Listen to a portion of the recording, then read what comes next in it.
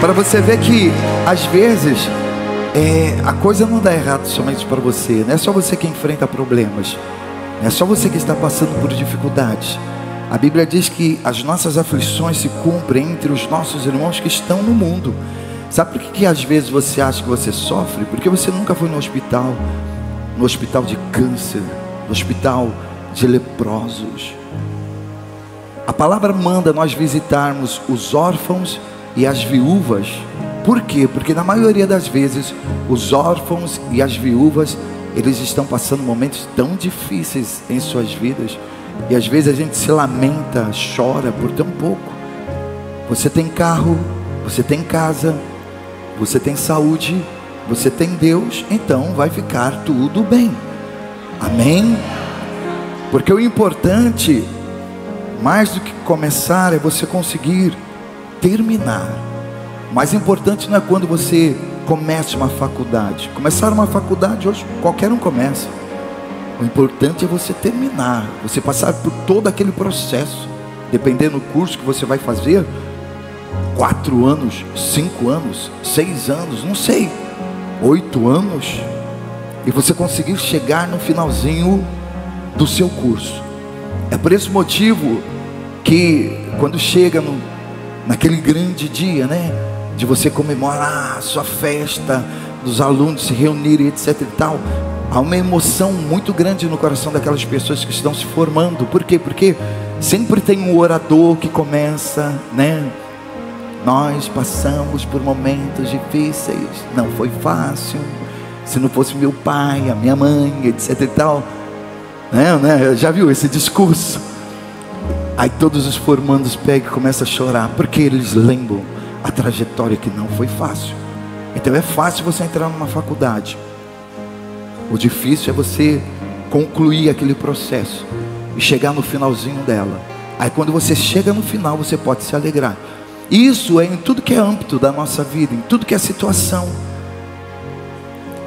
E a mais importante é você conseguir chegar no finalzinho da sua carreira com Jesus Cristo. Você sabia que Deus, Ele não vai mandar você para o inferno?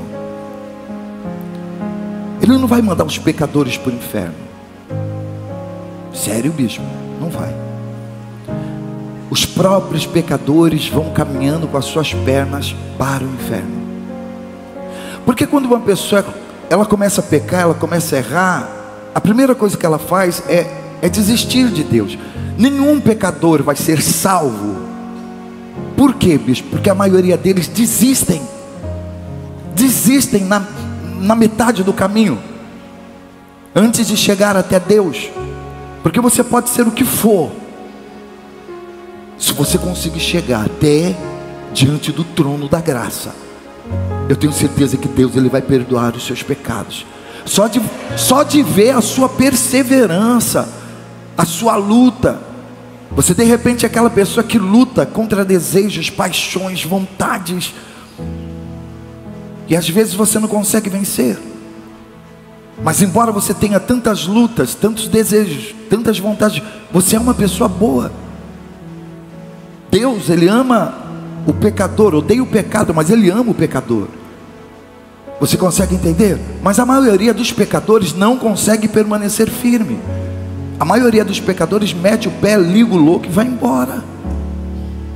Prefere o mundo lá fora do que ficar ali, na presença de Deus. Você lembra do publicano e do fariseu que chegou na igreja, e o publicano batia no peito e dizia: Senhor, eu oro tantas vezes por dia, faço tantas orações, eu sou um homem justo, não leso, não engano, não roubo ninguém. E o publicano chega e diz: Senhor, se propício a mim, que sou um pecador. Qual foi a oração justificada? A do publicano, a do pecador. Sabe, é mais fácil você lidar com pecadores do que com santarrões. Por quê? Porque o pecador fica aí murchinho. Você fala com ele, ele sabe que ele é pecador, ele sabe que ele não presta, ele sabe que ainda tem um monte de coisas na vida dele para ser acertado. Não, mas O santarrão não, o santarrão, além de se sentir andar com o peito estufado dentro da igreja, com a Bíblia embaixo do braço, porque geralmente os santarrões são assim,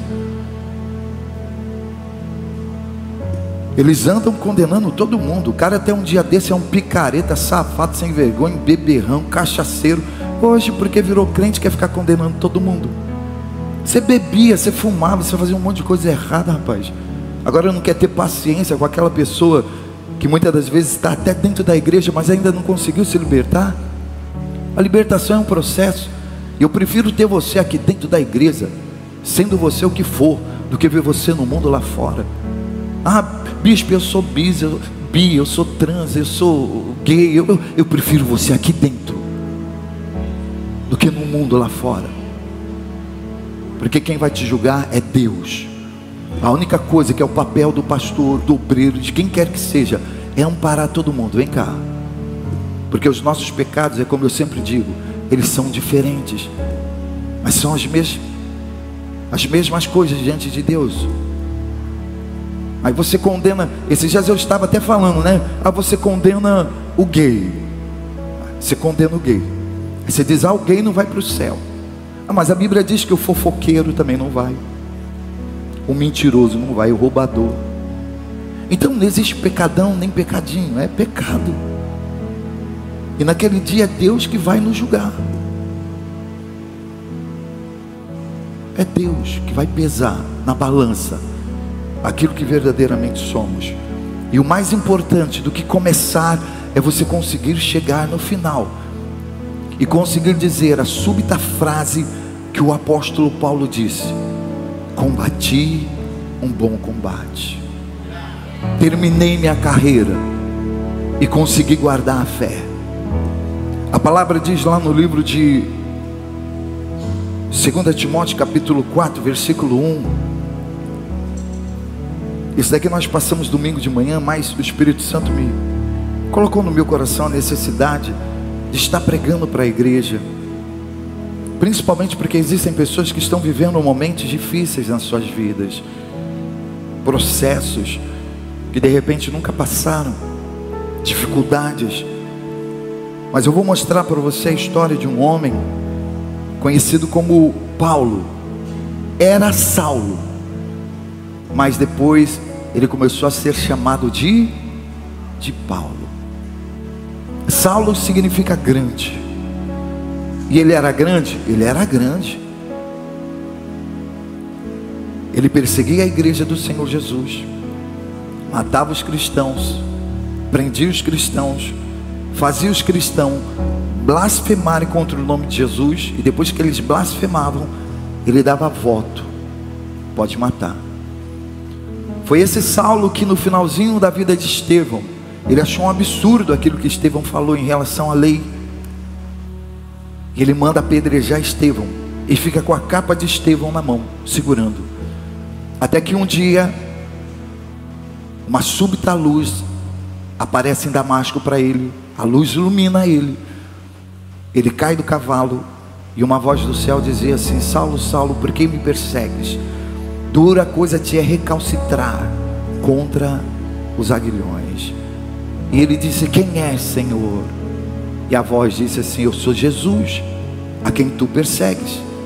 Então eu quero abrir um parêntese aqui para você e dizer que quando nós somos perseguidos, somos caluniados, afrontados, na realidade eles não estão nos caluniando, não estão nos perseguindo, eles estão perseguindo Jesus. Quando Paulo perseguiu um cristão, Paulo estava perseguindo o próprio Jesus. E Paulo, ele se converte. E a carreira de Paulo assim é tremenda, porque a mesma intensidade que ele perseguia, que ele matava, que ele era um doutor da lei, ele se tornou um cristão. Paulo passou por muitos momentos difíceis na vida dele. Depois que ele se converteu, foram naufrágios, foram cadeias, foram prisões, foram apedrejamentos, chibatadas, até que por fim ele é encarcerado. Mas só que dessa vez ele já estava em ditosa idade, bem velho já, calvo, baixinho, Mas a essas horas do campeonato eu acredito que ele já estava extremamente debilitado, porque a prisão daquela época não era como os presídios de hoje, que os presos são até remunerados, né? Dependendo do preso, ele é remunerado, ele recebe uma boa alimentação. Não, na época de Paulo, dos apóstolos, era um cubículo, era um lugar totalmente úmido, frio, gelado, não havia luz. Muitas das vezes nem a luz do sol entrava lá, mas era ali que eles ficavam. Se você acha que naquela cadeia, naquele presídio, havia banheiro, não havia banheiro, não havia chuveiro. Eles defecavam ali, urinavam ali e ficavam ali. E chegou o momento de Paulo ser encarcerado.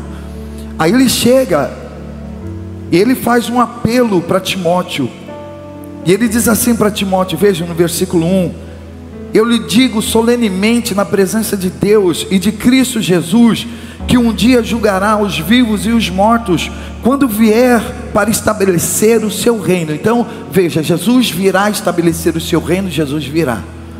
E quando Jesus vier, ele vai julgar os vivos e ele vai julgar os vivos e os mortos. Aqueles que perseverarem, aqueles que perseverarem até o fim, eles serão salvos, mesmo cheios de defeitos. Porque Paulo declara: eu não sou perfeito, ainda não sou perfeito, mas uma coisa eu faço, mesmo sem ser perfeito, eu quero continuar caminhando com Cristo Jesus. Você acha que eu sou perfeito? Eu não sou perfeito, eu tenho um monte de erros, de falhas. De vez em quando eu levo fechada no trânsito, a minha vontade de tacar o carro vazio. A palavra diz: irai-vos, mas não pequeis. Então eu também não sou perfeito, mas não é porque eu não sou perfeito que eu não vou continuar com Cristo. Eu tenho meus erros, tenho minhas falhas, assim como você, mas aquele que perseverar até o fim será salvo. É por esse motivo que eu estou dizendo que o pecador não será salvo. O pecador não será salvo, porque o pecador não consegue permanecer, o pecador não consegue ficar firme, ele não consegue combater um bom combate e ficar esperando a vinda do nosso Senhor e Salvador Jesus Cristo. Então é isso que vai jogar o pecador no inferno, ele não permanecer, porque ele não consegue. O mundo é mais forte, as amizades são mais fortes, o libido pelas coisas do mundo, as concupiscências, arranca ele da presença de Deus.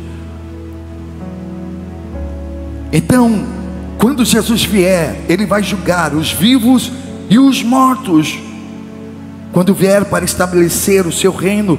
Então, Timóteo, pregue a palavra, esteja preparado, quer a ocasião seja favorável, quer não.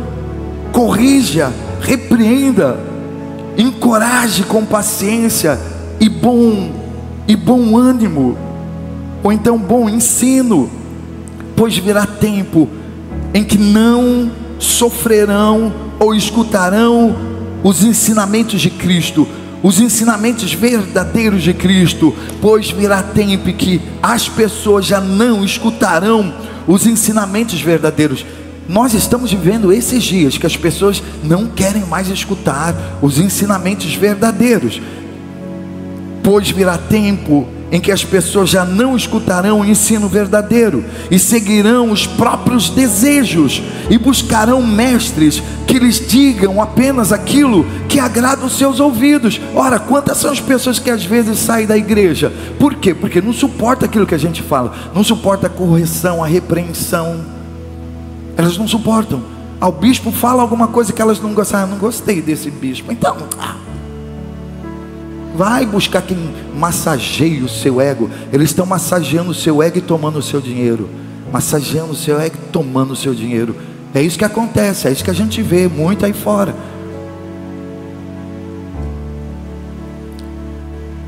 Pois virá tempo em que as pessoas já não escutarão os ensinamentos verdadeiros, seguirão os próprios desejos, as próprias vontades, e buscarão mestres que lhes digam apenas aquilo que agrada os seus ouvidos. Rejeitarão a verdade, correrão atrás do que? De mitos. Não é isso que acontece? Hoje as pessoas deixam de vir para a igreja para ir atrás de mitos. Flamengo, Corinthians, Zé Vaqueiro, Barão da Pisadinha, são mitos. São os deuses desse mundo. Você, porém, deve manter a sobriedade em todas as situações.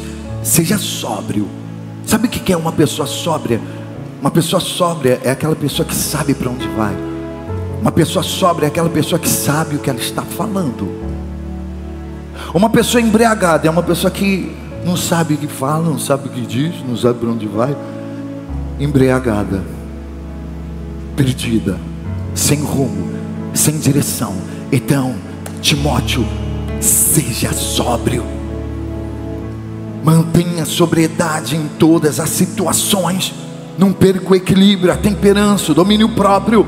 Se mantenha sóbrio, atento. Não tenhas medo de sofrer, porque todo aquele que piamente quer viver em Cristo Jesus padecerá a perseguição. Vão sofrer. Vão ser perseguidos por pai, mãe, irmãos. Principalmente quando você começar a vir muito na igreja. Vão começar a achar que você é louco, é doido. Não, a vida não é só isso não, minha filha. Ai, que isso, minha filha. Eles vão fazer de tudo para te tirar da presença de Deus. As mesmas pessoas que não queriam te tirar ou não te tiravam dos bailes, das festas, das drogas, do tóxico, das boates, das noitadas.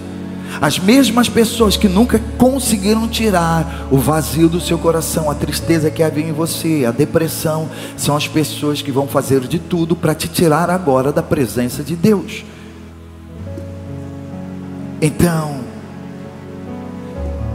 não tenhas medo de sofrer. Trabalhe para anunciar as boas novas e realize todo o ministério que lhe foi confiado. Faça aquilo que foi confiado em suas mãos. Quanto a mim, ele dizendo, minha vida já foi derramada como oferta para Deus. Eu já derramei a minha vida, Timóteo. Eu já passei por tantos momentos difíceis. Eu já sofri tanto por causa do Evangelho, por causa de Cristo Jesus.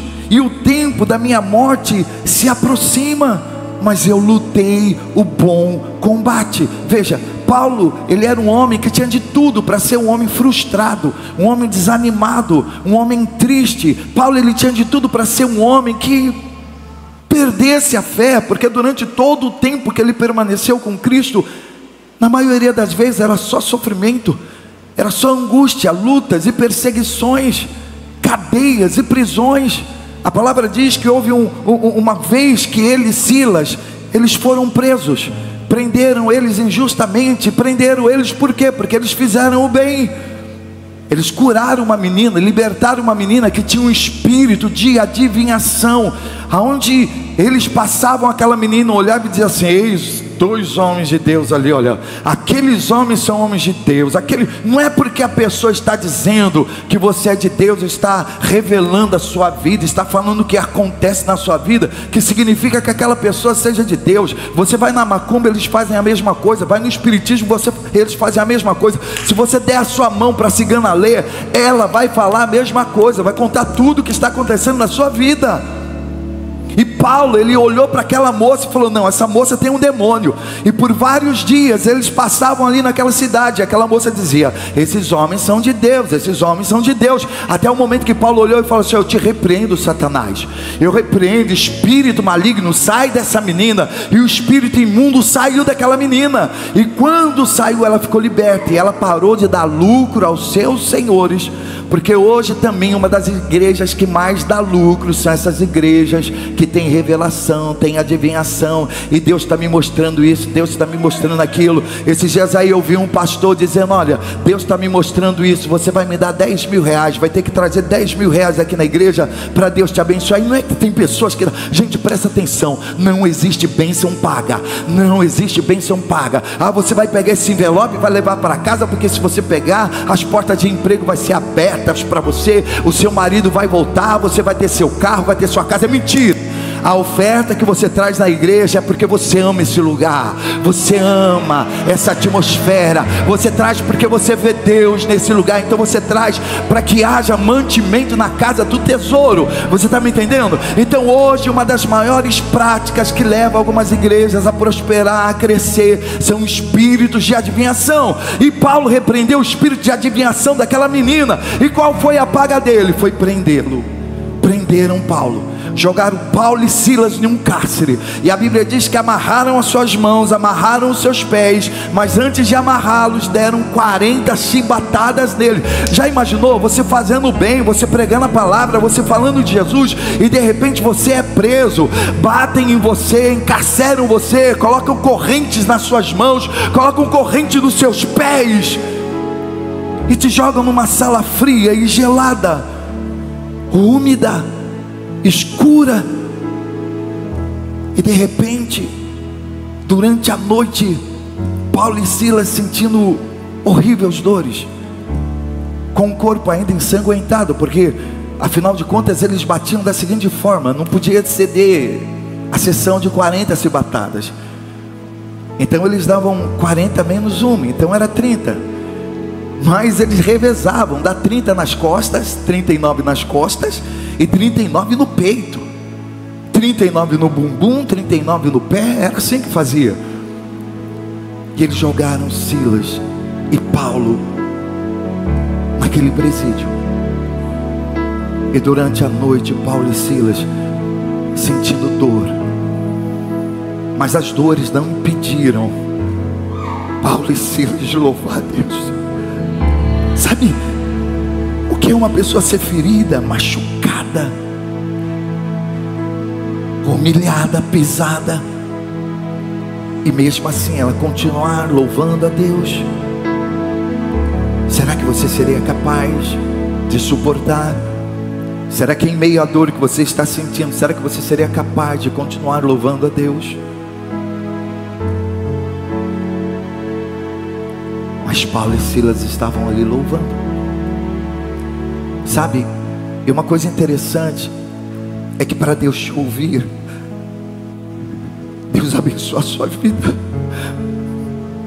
Não é necessário você estar livre. Você pode estar amarrado, você pode estar acorrentado, você pode estar vivendo os piores momentos da sua vida, porque a única coisa que você vai precisar nesses momentos de dificuldade é de abrir a sua boca. Você só vai precisar da sua voz. E foi justamente isso que Paulo e Silas fizeram.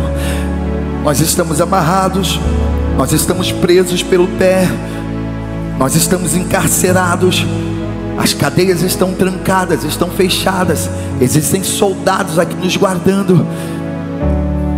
Mas você sabe que Satanás é burro, né? Satanás foi deixar o que é de mais importante num crente aberto: os lábios. E a palavra diz que naquela noite Paulo e Silas começaram a adorar, começaram a louvar, começaram a glorificar. E na medida que eles iam abrindo a boca, louvando, glorificando, a presença do Espírito Santo ia sendo derramada naquele lugar. E de repente, não mais que de repente, as cadeias das mãos quebraram, as cadeias dos pés também se partiram, as portas se abriram e eles foram libertos. Porque esse é o segredo para qualquer crente se libertar. Satanás pode amarrar sua mão, pode amarrar os seus pés, mas se a sua boca, se os seus lábios estiverem livres, você pode louvar no momento de adversidade. Não reclame, não murmure, só louve a Deus, só louve a Deus, só glorifique a Deus. Aleluia! Você vai ver as trancas se quebrando, você vai ver as cadeias se abrindo. Sabe por que isso às vezes não acontece na vida de muitas pessoas? É que elas não conseguem louvar, elas não conseguem adorar, elas só conseguem murmurar, elas só conseguem reclamar e dizer que Deus não está com elas, achar que é o fim de tudo. Não, não, não. Enquanto houver vida, há esperança. O nosso Deus é o Deus do impossível, é o Deus do já. Então Paulo, ele diz assim: olha, quanto a mim, a minha vida já foi derramada como oferta para Deus. O tempo da minha morte se aproxima. Não é porque Deus não estava com ele, é porque ele já estava numa idade avançada. E ele diz assim: olha, eu lutei um bom combate. Por quê? Porque por mais que Satanás tentasse tirar ele da presença de Deus, ele não conseguiu. Você está me entendendo? Então às vezes as nossas lutas, aquilo que acontece durante as nossas vidas, não pode ser enxergadas como, sabe, a falta da presença de Deus. É Deus que não está conosco. Não, são os combates da nossa vida, são os combates que nós temos que viver, são as dificuldades, são as marcas que você vai carregar, são as cicatrizes que você vai carregar, porque cada cicatriz que Paulo carregava, aquilo dali só dava a ele a certeza de que Deus estava com ele, porque ele dizia: nossa, por várias vezes eu naufraguei, o navio naufragou comigo, por várias vezes Deus me livrou da mão dos salteadores, das cadeias, dos grilhões, das prisões. Por várias vezes Deus me livrou das mãos dos salteadores. Eu fui preso, mas Deus me tirou de lá. Então Paulo enxergava isso como lutas, como embates. Mas no final da vida dele, ele enxergou isso como vitória. Porque ele diz assim: olha, eu lutei o bom combate. E se você ainda não lutou, você vai lutar também. Se você ainda não passou por um momento difícil na sua vida, você vai passar. E o importante é você passar e permanecer. Lutei o bom combate, terminei a carreira, permaneci na fé, permaneci fiel. Muitas pessoas não conseguem permanecer fiel. O primeiro embate, a primeira dificuldade, elas já querem abandonar Deus. E Paulo continua escrevendo para Timóteo, e ele diz: agora o prêmio me espera, Timóteo, a coroa da justiça que o Senhor, o justo juiz, me dará no dia da sua volta. Porque eu combati o bom combate, eu consegui permanecer. E o prêmio não será só para mim, mas para todos que com grande expectativa aguardam a sua vinda. E ele diz para Timóteo: por favor, venha assim que puder. Por favor, Timóteo, venha assim que puder. Eu não sei se deu tempo de Timóteo chegar lá antes dele morrer. A história não relata. Mas ele dizia assim para Timóteo: Timóteo, venha depressa, venha assim que puder, porque Demas me abandonou, pois ama as coisas dessa vida e foi para Tessalônica. Crescente foi embora para a Galácia, e Tito para Dalmácia. Apenas Lucas, o médico, está comigo. Traga Marcos com você, pois ele me será útil no ministério. Enviei Tíquico a Éfeso. Quando vier, não se esqueça de trazer a capa que deixei com Carpo em Troade. Traga também meus livros, especialmente meus pergaminhos. Alexandre, o artífice que trabalha com cobre, me prejudicou muito, mas o Senhor o julgará pelo que ele fez. Paulo não está dizendo isso com mágoa no coração, porque Alexandre havia prejudicado ele. Tudo que Paulo ensinava, Alexandre tentava deturpar, tentava modificar, tentava fazer a cabeça das pessoas contra Paulo.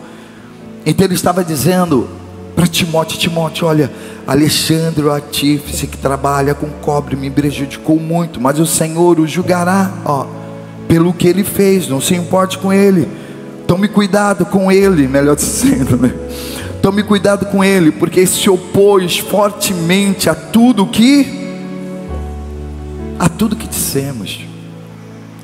Tome cuidado com aquelas pessoas que se opõem com tudo aquilo que você crê, com tudo aquilo que você recebe. Então tome cuidado com ele. Na minha primeira audiência, na primeira vez que fui levado perante o juiz, ninguém me acompanhou, todos me abandonaram.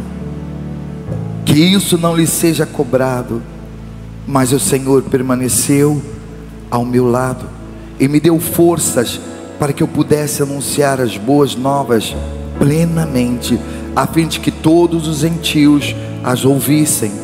Ele me livrou da boca do leão. Assim o Senhor me livrará de todo ataque maligno e me levará em segurança para o seu reino celestial. A Deus seja glória para todo sempre. Amém. Olha, que coisa impactante, que coisa tremenda. Quando Paulo ele pede para Timóteo vir ter com ele, é porque realmente ele estava só. Lucas, ele era um médico, inclusive tem os livros dele aí, que ele entrava e escrevia as histórias, os relatos de Paulo, e depois ele saía. E na maior parte do tempo realmente Paulo ficava sozinho, e ele dizia: olha, vem depressa,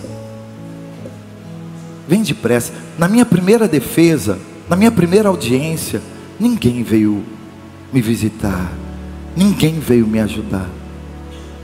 Eu fiquei lá sozinho. Demas me deixou, Crescente foi embora, Tito também foi para outra cidade. Eu fiquei sozinho. Ninguém mandou um advogado, ninguém mandou um juiz, ninguém mandou um promotor. Se eles deixaram Paulo sozinho, você acha que eles não vão te deixar também? Se nos momentos mais difíceis da vida de Paulo deixaram ele, você acha que parentes, amigos, irmãos também não vão te deixar? Eles vão te deixar. Vai haver momentos das nossas vidas que nós vamos nos sentir só, e de repente você é essa pessoa que está se sentindo sozinha. Você já imaginou você enfrentar um juiz, um promotor, sozinho, vendo um monte de pessoas te acusarem, falarem mal de você, quererem ver o seu fim, e você não vê ninguém ali para te livrar, para te ajudar? Você contando com um amigo, o amigo vai embora, te deixa, você fica só. Mas eu vou dizer uma coisa para você: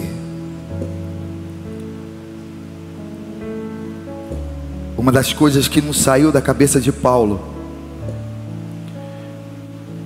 foi que, mesmo todo mundo tendo deixado ele, todo mundo tendo desamparado ele, ele tendo ficado sozinho lá na audiência, ele declara: o Senhor me livrou da boca do leão. Você consegue entender? O Senhor me livrou da boca do leão. Ei, Timóteo, eu fiquei sozinho. Ei, Timóteo, ninguém veio me ajudar. Não tinha juiz, não tinha promotor, não tinha advogado, não tinha delegado, não tinha ninguém, mas o Senhor estava lá. O Senhor estava lá, Ele me livrou da boca do leão. Você está conseguindo entender? Na minha primeira audiência, na primeira audiência que eu passei, o Senhor me livrou da boca do leão. E quem vai te livrar da boca do leão é o Senhor. Você nunca vai ficar só, você nunca vai ficar desamparado. Deus, Ele sempre vai estar com você nos piores momentos da sua vida. Assim como o Senhor livrou Paulo da boca do leão, o Senhor também vai te livrar de qualquer situação, de qualquer acontecimento que aparecer na sua vida. Sabe por quê? Porque o próprio apóstolo Paulo declara que nada, absolutamente nada, pode nos separar do amor de Deus que está em Cristo Jesus. Não existe altura, não existe profundidade, não existe distância, nada, absolutamente nada pode nos separar do amor de Cristo Jesus. Ele sempre vai estar presente, Ele sempre vai estar conosco. Então eu gostaria que você cresce na palavra. De repente você diz: bispo, ninguém se importa comigo, ninguém me visita, ninguém me apoia, ninguém liga para mim, ninguém aparece para me ajudar, ninguém se lembra de mim, ninguém me defende. Jesus está aí, ó. Jesus está com você. Você nunca vai estar só. E é por esse motivo que eu quero que você se apegue a Ele, principalmente nos momentos de medo. Não que Paulo estivesse com medo, mas ele podia, sabendo que eram os últimos momentos da vida dele, ele podia chegar e dizer assim: olha, Timóteo, me traz uma mulher bonita, me traz um prato de comida. Porque afinal de contas é assim lá nos Estados Unidos, né? Nesses países que tem pena de morte, o camarada está no corredor da morte, aí pergunta para ele: vem cá, qual é o seu último pedido? O que você gostaria de fazer? Aí o camarada diz assim: não, eu quero tal comida, eu quero um prato assim, quero comer essa comida. E levam para ele. Não, eu quero uma mulher, eu quero uma mulher para ficar comigo aí a noite toda. Paulo podia ter pedido um advogado, Paulo podia ter pedido um promotor, mas Paulo falou: não, Timóteo, traz a minha capa. Sabe o que é capa, né? Capa tem alguns sentidos na palavra. Capa significa proteção. A pessoa se protege. Os mendigos, a única coisa que eles tinham era uma capa. E quando eles colocavam a capa, eles se protegiam do frio, se protegiam da chuva. Capa também era sinônimo de vergonha. A pessoa se sentia envergonhada, então ela se embrulhava na capa. E capa também é figura de autoridade. E Paulo diz: Timóteo, traga a minha capa, traga os meus livros e traga os meus papiros, porque mesmo sabendo que eu vou morrer, eu vou continuar escrevendo a minha história. Eu vou continuar mandando carta para as igrejas. Eu vou continuar falando de Jesus. Como pode uma pessoa no corredor da morte, uma pessoa vendo o fim da vida dela chegar, o câncer destruindo, a diabetes, ela vendo a idade chegar, ela vendo os males chegar, e mesmo assim ela continuar louvando a Deus, escrevendo e falando do amor de Cristo Jesus. Isso é combater um bom combate. Isso é não voltar atrás. E esse é o exemplo que Paulo nos deixa. Antes de ser decapitado, antes de matarem Paulo, a Bíblia diz, né? Os historiadores e tantos outros dizem que eles deram uma surra tão grande em Paulo, tão grande, que ele ficou como se tivesse mal de Parkinson. Ele já estava velho, cansado, a cabeça dele cheia de cicatrizes devido às pedradas que ele levava, e ele não conseguia mais andar. Tentaram fazer ele andar, mas ele não conseguia, de tão grande que foi a surra que deram nele. Ele fraco, debilitado. Paulo era um homem que tinha de tudo para desistir de Jesus, porque ele podia dizer: meu Deus, eu entreguei a minha vida para Jesus, é só sofrimento, essa tormenta, meu pai. E ele permaneceu firme. E quando eles perceberam que Paulo não ia conseguir continuar caminhando, eles disseram assim: ó, não, vamos fazer o seguinte, ó, vamos decapitar ele aqui mesmo. Ele não conseguiu nem chegar no local do sacrifício, só curvou a cabeça e foi decapitado. Por isso que ele diz: eu combati um bom combate, e eu combati um bom combate. É motivo de alegria sofrer pelo Evangelho, sofrer por Cristo Jesus, porque aqueles que sofrerem com Cristo também reinarão.